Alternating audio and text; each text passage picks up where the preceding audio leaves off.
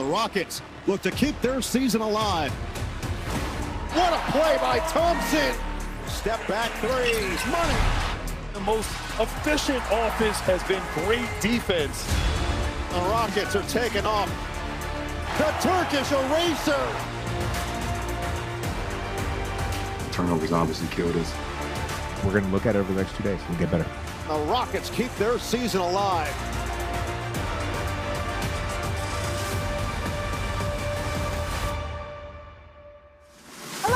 Welcome to First Take. Happy Monday. What a weekend. Playoff basketball in full swing. Yeah, the series now tied at 3-1 after the Lakers lose 115-96. Let's hear from LeBron James before we get to Kendrick Perkins and Stephen A. After scoring 10 points on 2 made field goals and 8 turnovers. Watch. Obviously, we know coming into the series, we have to protect the ball versus them, not have too many pick sixes, which we did all night. And I mean, it started with me, obviously. My turnover was unacceptable, but you know, we do a better job with that on Wednesday. We understand that offensive rebounds for them and pick sixes is not going to be good for our ball club. Pick sixes in basketball, never a good thing. Let's hear from Stephen A. Good morning, Stephen A. What's your view of LeBron and the Lakers after Hold on. First of all, good morning to you, Shay. It's good to see you. My big brother, Big Perk, good morning. On this show, we don't hear from LeBron James before we hear from Stephen A. Just for future reference. On this show, you understand what I'm saying? He comes second. On this show, Big Perk, he comes second, okay? You hear from us first. So good morning. That's how we should have started off everything. It ain't your fault, Shay. It ain't your fault. But to the producers there for future reference, no. He's second. You understand what I'm saying? He's second, not first. This is First Take. Now, having said all of that, let me say this. LeBron James, everything about it is an aberration. I'm not concerned at all about what we saw from him in Game 4. LeBron James was phenomenal the first 3 games of this series. It was a bad game. You know, my view of him after the Game 4 loss is that, it was fatigue.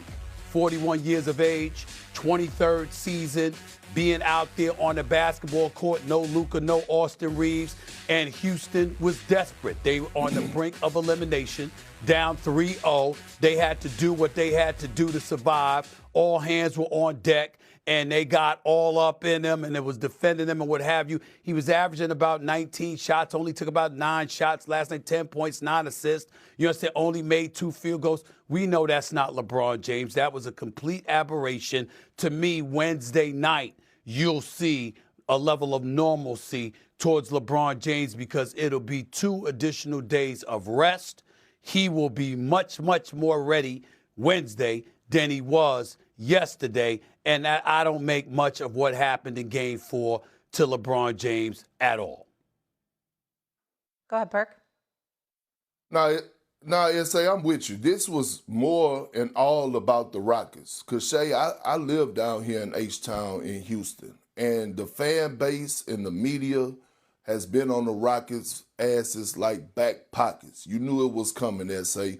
But, damn it, this was about the Rockets, and this was about the name on the front of the jerseys and the names on the back of the jerseys. Because no NBA player, no NBA organization wants to get swept. And what we saw last night, when we saw the Rockets get back to their identity, right? Starting on the defensive end, the perimeter play from Amen Thompson and Tari Eason, those guys locking in, taking Marcus Smart and Luke Kennard out of the game, right? Basically holding both of those guys to under 10 points apiece. And we saw them get out in transition. And then offensively, we saw the Rockets finally make shots, which has been their Achilles heel all season long and in this series, starting with Reed Shepherd. They shot 40% from the 3. So, yes, LeBron, he did look old last night. Rightfully so. He's 41 years of age. But past that, this was more about the Rockets and less about the Lakers. Well, listen, and that's the whole thing. And listen, the fact of the matter is Houston should be all over the Rockets like back pockets. They've been atrocious. There's no excuse for them to be down 3-0 in this series, with or without KD. Without Luka Doncic and Austin Reeves, you don't go down 3-0 to a Lakers team led by a 41-year-old in his 23rd season with a bunch of supplementary parts we barely talk about, when Luka and Austin Reeves are around. Luke Kennard deserves all the credit in the world for his performance in Game 1. We know he's a sniper. We know he's a big-time shooter. He's been around the league for a lot of years. He deserves credibility. I love me some Marcus Smart. The brother can play. I know what he did for Boston. I was always sad, Big Perk, that Boston won the title without him. If there was a Boston Celtics, if there was ever a Boston Celtic that deserved to be a champion, when they went on their run, it was a Marcus Smart because of the years and what he meant to the franchise. I've always felt that way. I've always had a lot of affection for Marcus Smart, who did whatever it took. You know what? He was a smaller, better offensive version of Tony Allen, who I was just hanging out with him and Zebo the other day, by the way, your boys. I was just hanging out with them the other day. The point is, on their podcast. But I'm just saying that, but Marcus Smart was that kind of rough rider that gave you all he had. And I view him as somebody who deserves to be a champion. So I'm not trying to throw any shade on anybody on the Los Angeles Lakers, but their role players at this particular point in time, led by a 41-year-old. How are you, the Houston Rockets, led by Ime Udoka,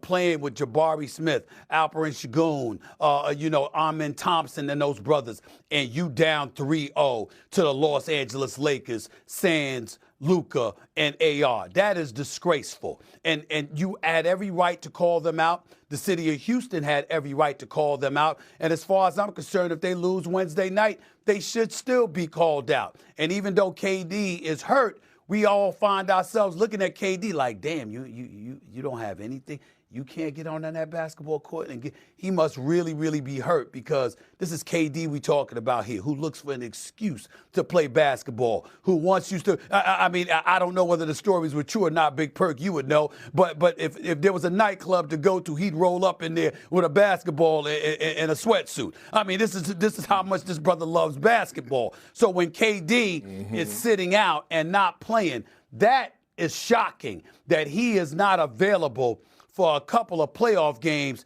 in the first round. That's really, really shocking. But in the end, Houston is talented enough, Shay. There's no excuse for them to be down, to ever have been down 3-0 in this series without Luka and AR on the court. There is no excuse for that, and they deserve to be crucified for it. That's right. So does it change the perception of the Lakers and LeBron? Probably not, because I think everyone thinks they're going to close it out in the next game. That would also help them out with a little bit of health. Quarters and halves. 3 minutes left in the third. Celtic lead is 21. It's Tatum. It's Pritchard. Pritchard had 32 points, 6 threes. And that was a big part of it. The bench scoring was huge. When he came in the game, things completely changed. And obviously Tatum looking like Jason Tatum makes you think this Boston team is easily the team to beat in the East. He had 30.7 rebounds, 11 assists. Joel Embiid could only shake his head. Celtics obliterate the Sixers last night. And Joel Embiid, look, this is the storyline this morning. He finished with the second worst plus-minus of anyone in this game. Sixers were outscored by 25 points in his 34 minutes.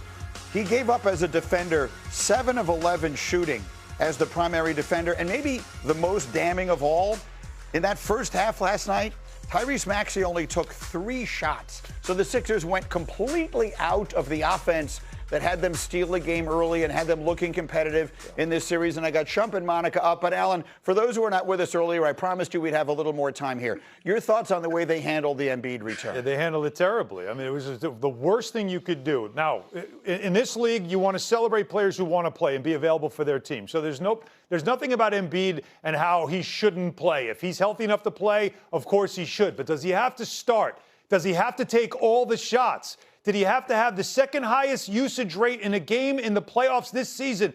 More than Shea, more than Brunson, more than Cade Cunningham? How is that when you haven't played in 2 weeks? Come off the bench, be available, and how about get a rebound, which your team couldn't do in that first half? None of this made sense. And Joe Mazzulla, twisting his mustache like he does, saw him and goes, you know what I'm going to do? I'm going to put him in defensive action. Every single possession they had. Come here, bring him over here, and let's get him to switch. Because you know what he doesn't know? He doesn't know the defensive rotations. He had no idea where he was going.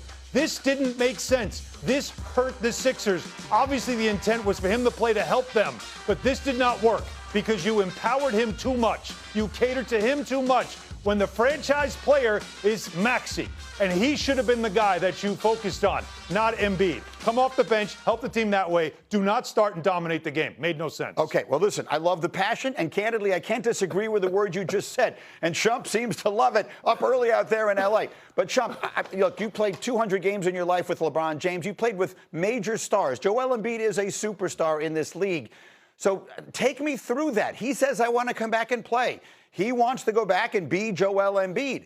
How does a team handle that circumstance? Because to Alan's point, it seemed to the eye test as though they'd have been better off minimizing him, at least at some point in that game. But he's out there. How do you handle a situation like that?